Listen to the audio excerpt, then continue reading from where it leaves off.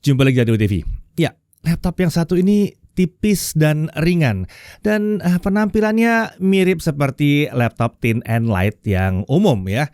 Tapi yang satu ini, isinya ini yang nggak biasa, yang nggak normal. Dia punya performa ekstra dengan 14 core di dalamnya.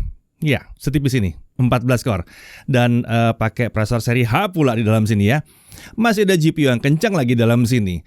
Kemudian RAM-nya DDR5 langsung di sini. Iya, ini mantap banget. Belum lagi layarnya yang sudah langsung 3K. Ya, mari kita lihat ada kemampuan apa lagi dalam sebuah laptop yang tipis dan ringan ini. Oke, ini adalah Lenovo Yoga Slim 7i Pro X. Ya, ini adalah seri laptop baru dari Lenovo yang menggunakan prosesor terbaru dari Intel, Core i7-12700H. Nggak salah, setipis itu pakai 12700H. Ya, biasanya ini ada di dalam laptop gaming. Kali ini dalam laptop yang tipis banget. Dia sudah support Intel Thread Director yang mampu mengatur prioritas workload saat laptop digunakan untuk multitasking gila-gilaan. Dan laptop setipis ini dan seringan ini menyimpan banyak sekali dalamnya. Tapi kita coba bahas satu persatu ya. Mulai dari yang awal dulu. Untuk prosesornya, jelas dia pakai Core i7-12700H, fabrikasinya Intel 7, rated TDP-nya di 45 watt, bukan 15, ini 45 watt. Total core-nya ada 14 dengan 20 thread di situ. Maksimum turbo frekuensinya di 4,7 GHz dan dia punya 24 MB Intel Smart Cache. Ini besar.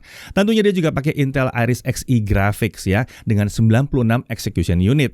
Ini udah support QuickSync dan bisa untuk akselerasi AV1 juga. Ini membantu banget ini untuk content creation dan untuk nonton konten-konten terbaru untuk streaming ya. Jadinya bisa lebih hemat data dan hemat daya juga. Untuk RAM langsung 16 GB LPDDR5 5200 dual channel. Ini onboard ya, nggak bisa di-upgrade tapi udah 16 GB, nggak ada masalah. Sebenarnya memori yang kepasang tuh LPDDR5 6000, tapi ya karena prosesornya dia jadi jalan di 5200 MHz. Untuk SSD nggak kecil tentunya, 1 TB SSD NVMe PCIe 4.0. Di sini karena udah kecil ya, jadi nggak ada slot storage tambahan, tapi 1 TB udah cukup besar. Kemudian dia pakai RTX 3050 laptop 55 watt. Discrete GPU yang kencang di sini ya.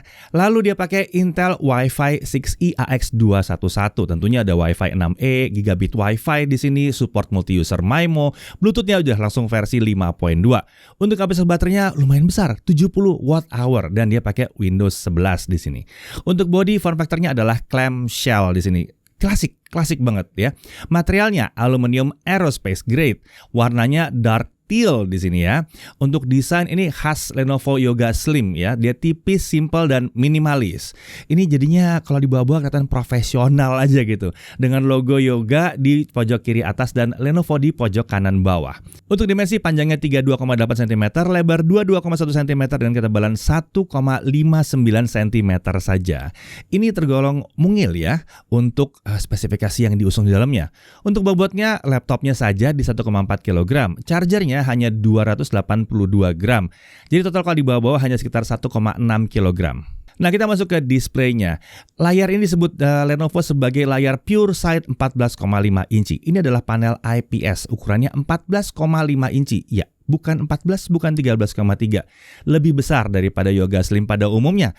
Resolusinya 3K, 3072 x 1920 pixel. Rasionya 16:10, jadi sedikit lebih tinggi ya dari yang biasanya. Untuk refresh rate secara default memang di 60 Hz.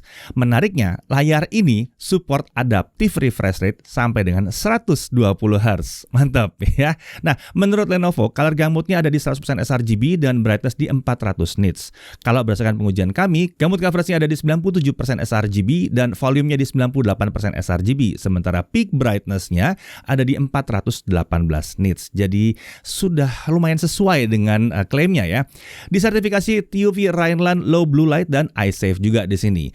Juga ada sertifikasi Dolby Vision HDR. Permukaannya ini anti glare atau matte atau doff ya. Jadi nyaman dipakai, nggak banyak pantulan-pantulan di layar di situ. Bingkai layarnya cukup tipis di keempat sisinya. Ini memberikan 92,5% 55% screen to body ratio. Ini besar ya. XLR-nya bisa dibuka sampai hampir 180 derajat di sini.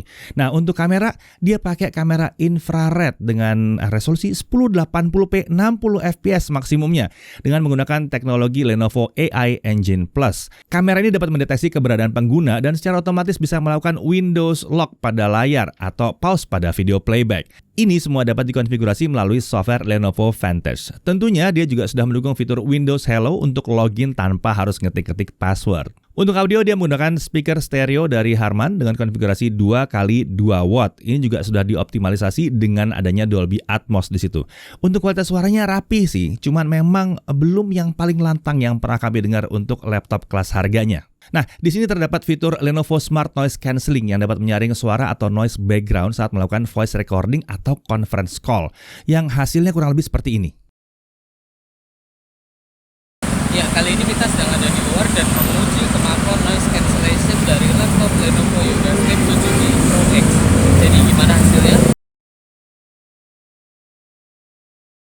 Ya, kali ini kita sedang ada di luar dan menguji kemampuan noise cancellation dari laptop Lenovo Yoga Slim 7i Pro X. Jadi gimana hasilnya? Oke, kita lanjut ke konektor dan tombolnya. Di kiri ada satu HDMI, ada dua Thunderbolt 4 yang 40 Gbps yang salah satunya digunakan sebagai port charging secara default.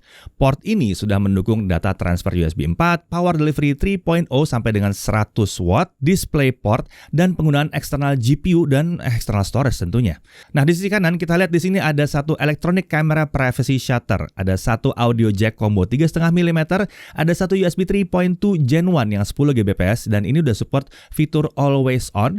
Lalu kemudian ada satu tombol power di sini. Menarik ya, tombol powernya tidak di atas tapi di samping. Untuk keyboard ya dia menggunakan True Strike keyboard. Wah, kayak laptop gaming ya. Untuk travelnya itu 1,3 mm, jadi nyaman untuk ngetik-ngetik.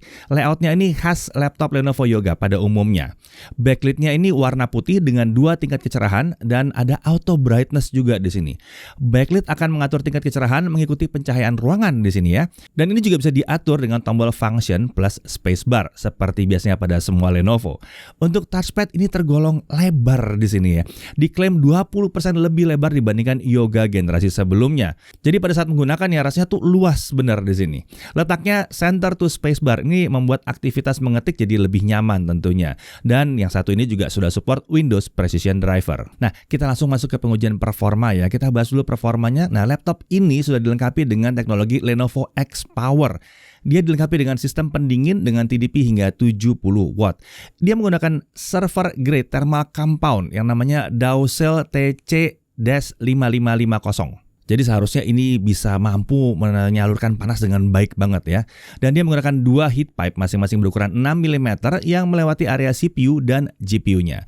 Dengan total ada dua kipas yang bersirip tembaga. Spesifikasinya adalah satu kipas 64 sirip dan satu kipasnya lagi pakai 87 sirip dengan ketebalan hanya 0,1 mm. Untuk intake itu dari bawah dan exhaust-nya ke arah belakang. Dengan ukuran exhaust yang diklaim 31% lebih besar dibandingkan generasi pendahulunya. Dan dia juga sudah mendukung teknologi Turbo Matrix yang mampu mengalokasikan daya ke CPU maupun GPU sesuai dengan beban pekerjaan yang dilakukan oleh si laptop. Seperti laptop Lenovo lainnya, Yoga Slim 7i ini memiliki 3 mode performa di dalam Power Smart Setting. Yang pertama adalah Extreme Performance, Intelligent Cooling, kemudian ada Battery Saving. Mode tersebut bisa diubah dengan tombol function plus huruf Q juga ya, seperti biasa. Atau bisa juga lewat software Lenovo Vantage. Oke, kita langsung lihat konsistensi performanya pakai Cinebench R15.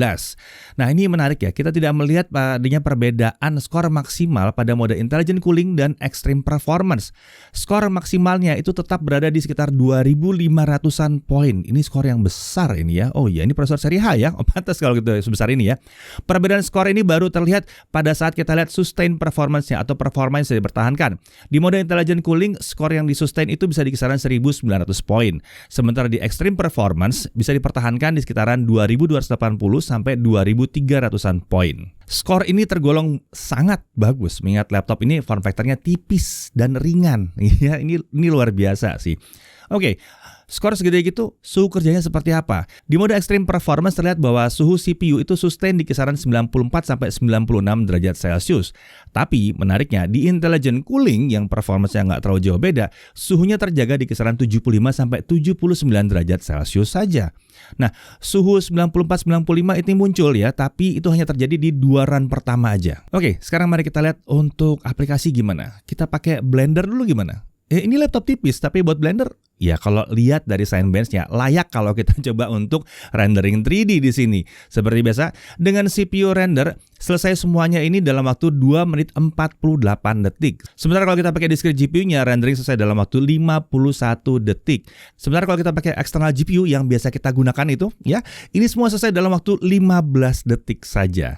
Nah, untuk suhu kerjanya pada saat kita lakukan GPU render dengan discrete GPU-nya, suhu CPU berada di kisaran 80-85 derajat Celcius saja, sementara suhu GPU ada di 74-76 derajat Celcius. Jadi aman ya. Oke, kita lanjut ke Adobe Premiere Pro sisi 2022. Coba kita render dulu video 4K 60 yang panjangnya 2 menit 7 detik ini. Dengan software only semua selesai dalam waktu 8 menit 4 detik. Kalau kita pakai discrete GPU-nya, ini selesai dalam waktu 2 menit 23 detik. Ingat, ini masih pakai bawaannya aja dan ini adalah 4K 60 yang panjangnya 2 menit 7 detik. Jadi udah langsung dekat ya. Mantap. Kalau 1080p bagaimana? Kita coba 1080p 60 fps. Software only 1 menit 25 detik. Kalau kita pakai discrete GPU 41 detik saja. Jadi kalau buat content creation, apalagi pakai Premiere, ini kenceng parah. Nah, suhu kerjanya gimana? Pada saat melakukan 4K render tadi ya, suhu CPU dan GPU sama-sama di kisaran 75-80 derajat Celcius saja. Oke, kita lanjut ke DaVinci Resolve 17.2. Ini software video editing yang gratis tapi profesional ya. Oke, untuk video 4K 60, kita render selesai dalam waktu 4 menit 55 detik. Sementara untuk 1080p 60 fps, selesai dalam waktu 1 menit 22 detik. Untuk suhu kerjanya pada saat 4K rendering, suhu CPU ada di kisaran 74-85 derajat Celcius saja. Sempat 2 kali spike ke 93-94 derajat Celcius, tapi ya cuma spike sebentar doang. Pada dasarnya suhunya terjaga dengan aman sekali. Sementara GPU-nya ada di 72-77 derajat Celcius. Jadi kalau buat content creation kayaknya mantep yang satu ini ya. Masih ingat? Ini laptop yang tipis. Kita lanjut ke gaming test bagaimana? Iya, tentunya walaupun tipis begini karena performanya monster ya. Jadi coba kita tes gaming seperti apa.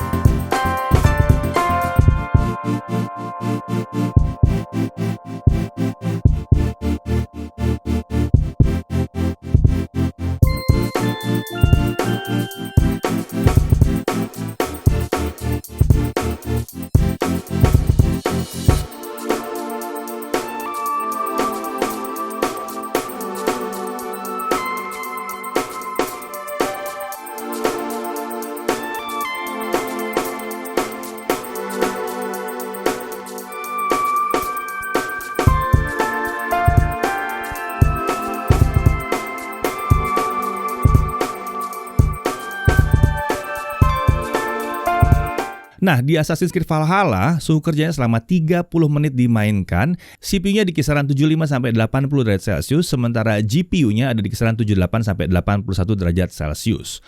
Untuk suhu permukaan, area palm rest itu berada di kisaran di bawah 30 derajat Celcius. Area keyboard kanan dan kiri ada di kisaran 30-34 derajat Celcius. Sementara area tengah itu memang sedikit hangat di kisaran 38-44 derajat Celcius, dengan titik terpanas di sekitar huruf I, J, dan U. Ini huruf-huruf yang agak jarang dipakai kalau kita gaming ya. Tapi ini bukan laptop gaming.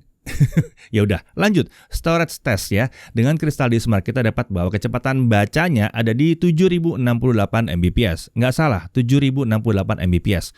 Dengan kecepatan tulis di 5073 Mbps. Jadi ini adalah SSD kenceng khas PCIe Gen 4 di sini.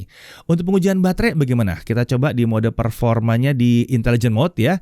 Lalu brightness 50%, volume 25%. Video playback yang video 1080p itu selesai menghabiskan baterai dalam waktu 12 jam. Ini irit. 12 jam.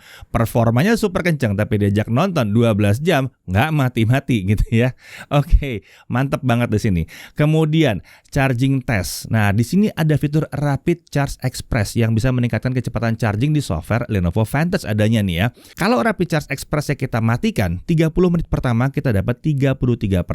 Sementara untuk dari 0 sampai full kita butuh waktu 120 menit atau tepat 2 jam. Ini adalah hasil yang normal. Sebentar. Tapi dia punya Rapid Charge Express. Kalau kita hidupkan, 30 menit pertama terisi 53%. Sementara itu untuk mengisi dari 0 sampai 100%, kita hanya butuh waktu 1,5 jam atau 90 menit. Udah kayak handphone nggak sih yang satu ini? Oke, mengenai harganya, saat video kami buat kami belum mendapatkan harga tepatnya, tapi kita tuliskan di dalam kolom deskripsi ya. Jadi cek di dalam kolom deskripsi. Yang jelas untuk pembelian dia sudah mencakup Windows 11 Home, jelas itu ada Office Home and Student 2021 yang nempel terus, nggak perlu bayar lagi ya.